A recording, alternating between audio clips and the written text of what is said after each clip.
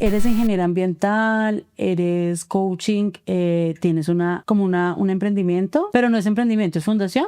No, es una empresa. Es una empresa, Pau. Ya llevo 9 años con la empresa. Es para dar entrenamientos de potencial humano para adolescentes y familias. Específicamente, full coaching basado en liderazgo, en equipo y en la esencia de ser un espacio seguro para que los adolescentes experimenten realmente. Yo tengo una creencia y la desarrollé con el tiempo, que dicen que la adolescencia es la etapa más difícil, pero para mí la adolescencia es la etapa de creación de nuestra forma de ser, de nuestra inspiración a lo que vivimos al mundo. Entonces yo rediseñé eso, lo transformé y dije, no, tiene que ser difícil. Simplemente, ven, vamos a ponerle herramientas, vamos a ponerle apoyo y vamos a disfrutarnos la adolescencia. Así es J Voice. Ven, pero tengo una pregunta ahí. Tú que dices el más difícil, porque eso lo he escuchado yo desde que era adolescente y mucho más atrás, porque no solamente mi mamá, sino la mamá de ella y así. Ellas saben, sobre todo tú que eres mamá, siempre van a decir que nuestra etapa como seres humanos, lo más difícil que hay es la parte de adolescencia. Para algunos más que otros. Hay algunos que la adolescencia les pega mucho más duro y otros que no. Pero, ¿por qué es esa creencia de que es más difícil? Considero que es porque hay una transición, 1, de emociones, 2, hay una crisis de identidad en ¿será que esto que estoy diciendo que soy sí soy? ¿O es porque lo veo en mis compañeros del colegio? Todos sabemos que en la etapa del colegio algo que nos mueve es la aprobación social. Entonces, si yo quiero ser la copia de Pepito y no lo soy, entonces ya no me quiere. Qué poderoso es cuando yo identifico en el adolescente de quiero ser distinto, ¿sabes? Que es en lo que yo me enfoco en los talleres, donde sea auténtico, no es que vi ahora, pues nosotros crecimos en otra época donde no había Instagram, escasamente hi-fi, Facebook. Sónico. Sí, es lo que yo me acuerdo, Messenger. Pero ahora el patrón es marcado, súper marcado. O sea, yo quiero ser como Pepito porque Pepito subió esta rutina y empiezo hasta a hacer lo mismo de cómo me muevo. Entonces, la crisis de identidad hace que tú te sientas confundido de saber quién o quién no eres. Yo siempre abro con los chicos con una pregunta bien poderosa y es ¿quién eres? O sea, ¿eres lo que estás viendo o eres lo que tú estás construyendo? ¿Y a partir de dónde? Entonces, cuando tú me dices, cuando los papás dicen eso, es porque imagínate que yo digo que los adolescentes hablan en chino y tú como papá o como mamá hablan en español. Si yo no llego al mismo idioma, pues eso va a ser difícil para ambas partes. Para mí es importante que haya un mismo lenguaje en adolescentes y en papás. Mira. Está todo.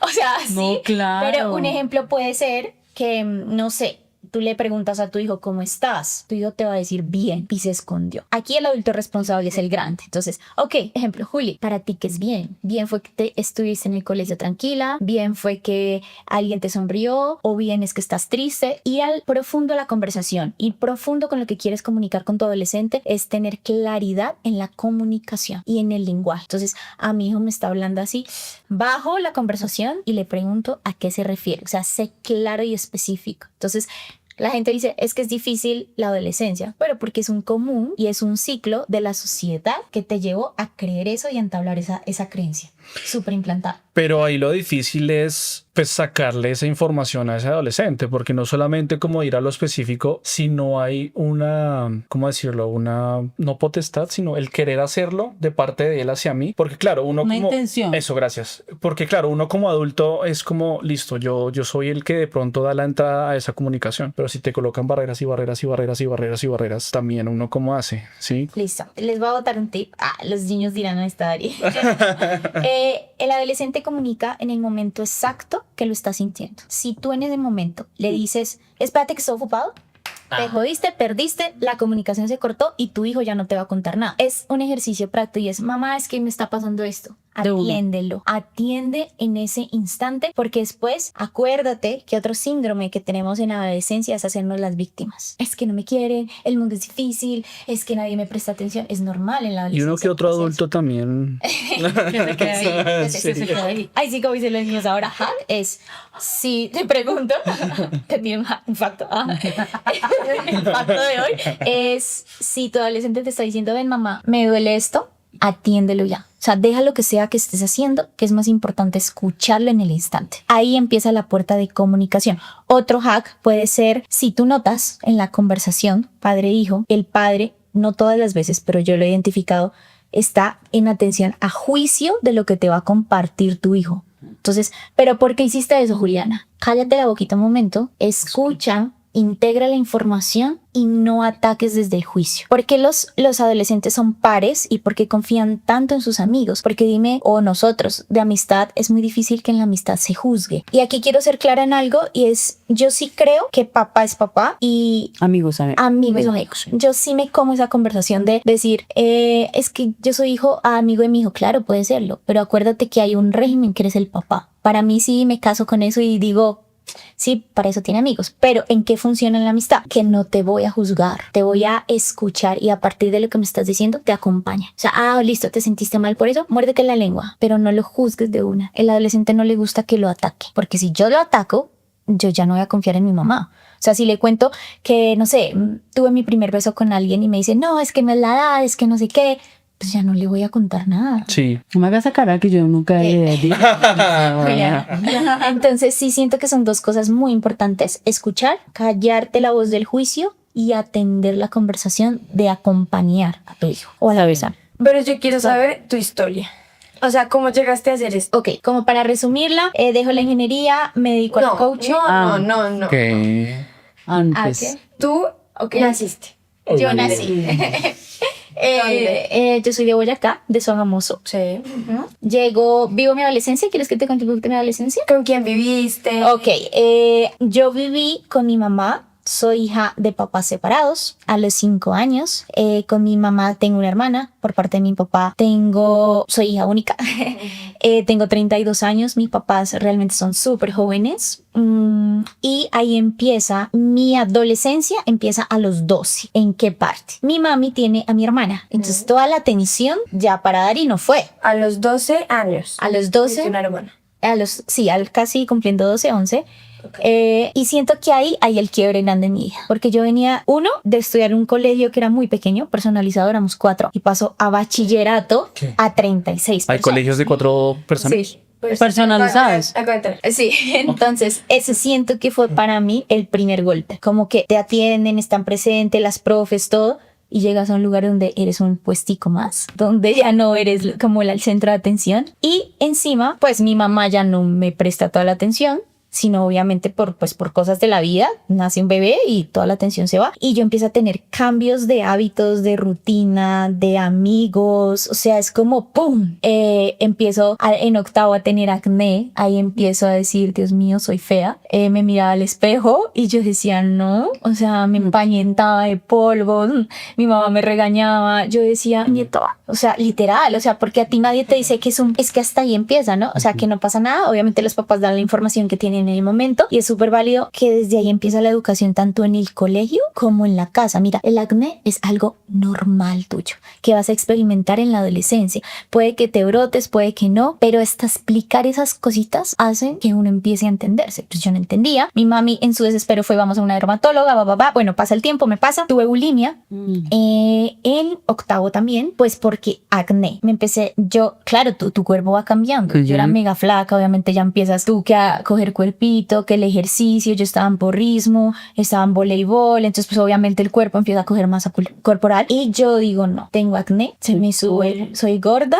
De hecho creo que yo tenía dismorfia corporal ahora que lo veo, porque yo veo mis fotos y digo, ¿de dónde? En ese momento mi mamá le da cáncer, entonces tienen que venirse a Bogotá a vivir su tratamiento. Pues obviamente es un tratamiento largo porque era vida o muerte. Yo quedo sola, pues sola entre comillas, había alguien que me cuidaba, mis abuelos iban, me veían, y sentir eso para mí fue, Dios mío, ¿qué es esto? ¿Sabes?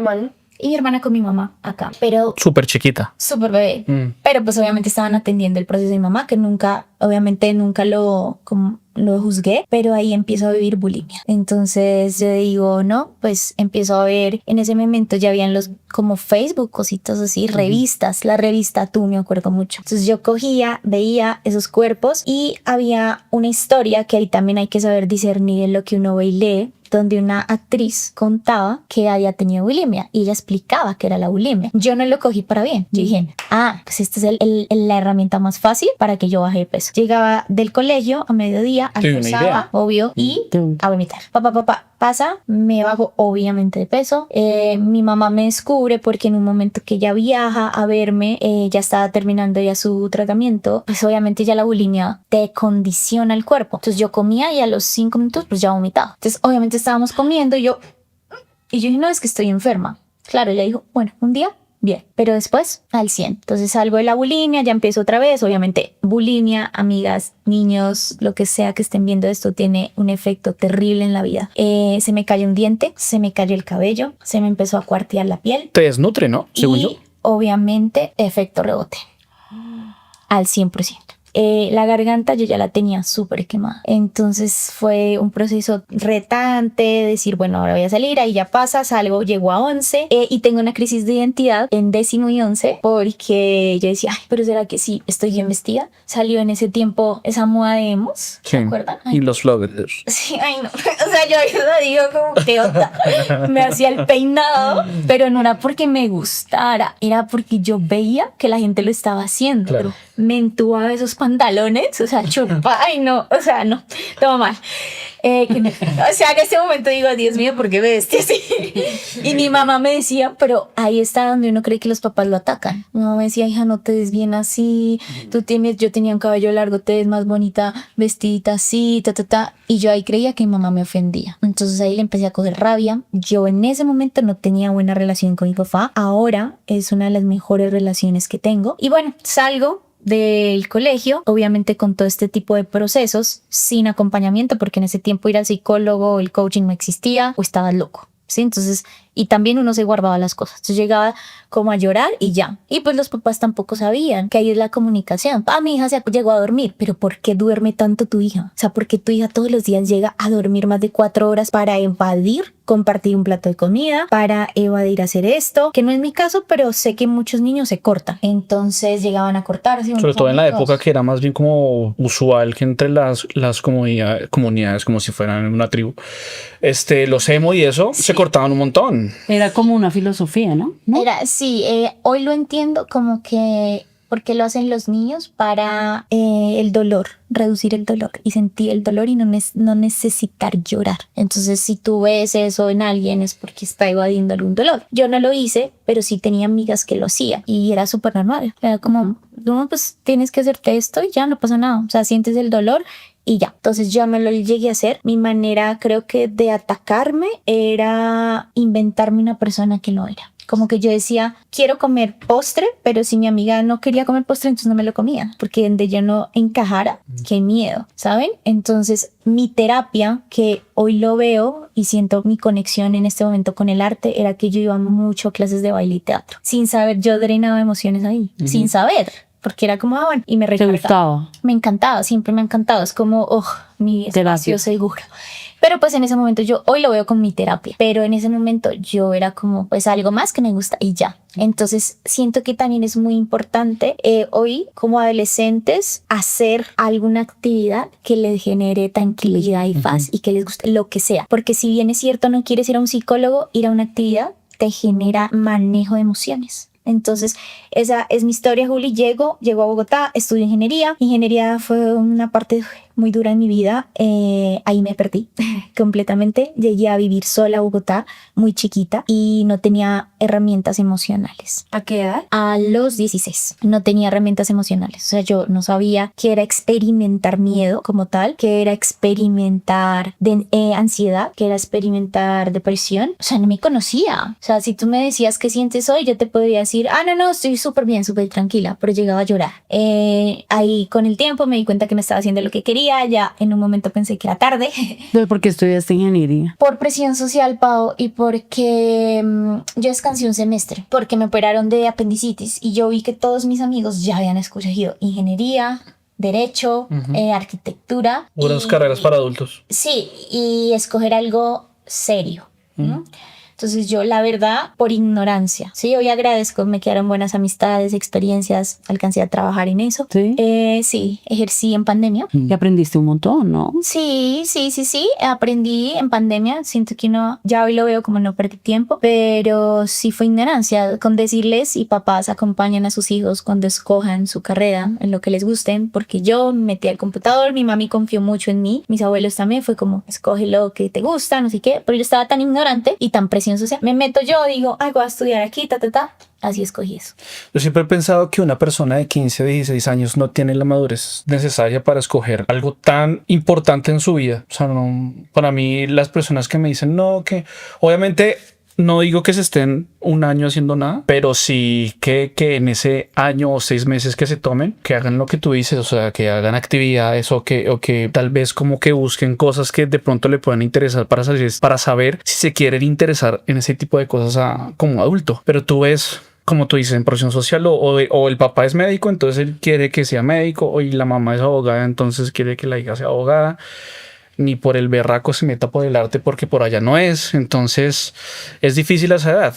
Sí, lo que a ti te pasó fue que te dejaron, te creyeron y confiaron en ti, que es diferente a lo que les pasa a algunas personas de lo que tú dices. Yo como mamá siento que es muy importante revisar con el hijo eso que siempre se le ha facilitado, porque el don o la misión de uno siempre está desde chiquito.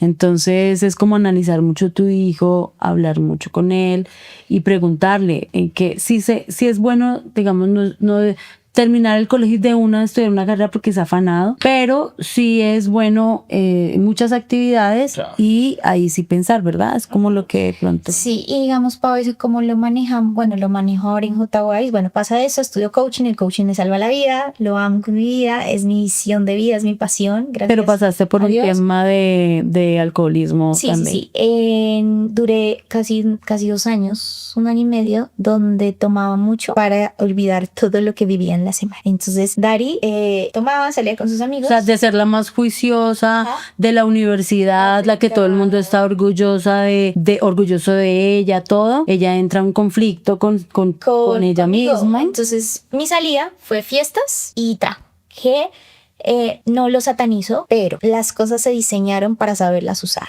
Hoy lo digo con toda la responsabilidad del mundo y pues nada, caigo en eso. Tomar cada 8 días, tomar obviamente mi cuerpo, mis emociones, todos sabemos lo que genera el alcohol en exceso en el cuerpo. Pero de pronto mucha gente no sabe qué te generó.